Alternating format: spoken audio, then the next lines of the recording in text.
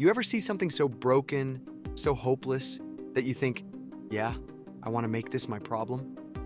That was me when I first laid eyes on the ALPINA B12 6.0, a legendary machine, buried under layers of rust, bird droppings, and a fine selection of spider nests. Most people would have walked away. Me? I saw a sleeping beauty that had been in a coma for 2 decades. Why this car?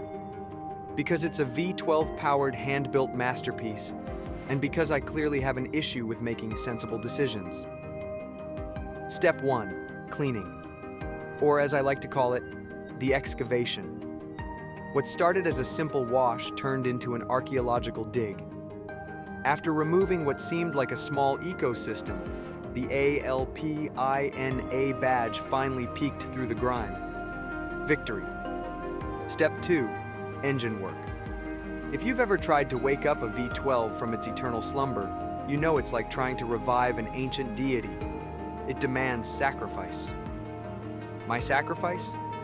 My sanity. The fuel lines were clogged, the injectors were basically fossilized, and the gaskets had more cracks than my phone screen.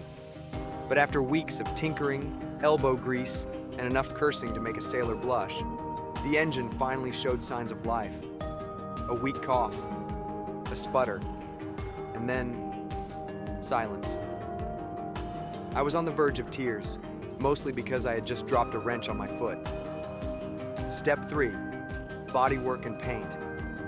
There's nothing quite as humbling as sanding down a car for hours, only to realize you've made 0 progress. Every dent told a story, mostly of previous owners who parked like they had a personal vendetta against curves. After what felt like a lifetime, the B12 was finally repainted in a deep ALPINA blue.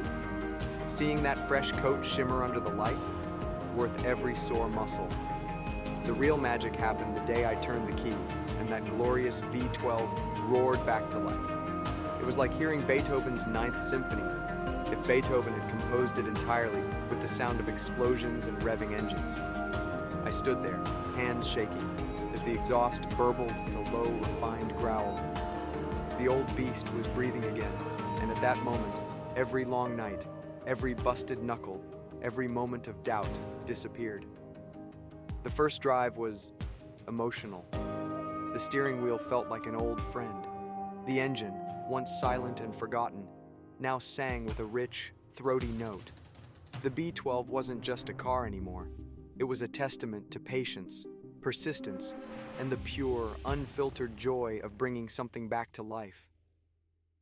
As I cruised down an open stretch of road, the sun setting in the rearview mirror, I realized this journey had been about more than just restoring a car. It was about proving that even the most forgotten things, whether metal or human, deserve a second chance.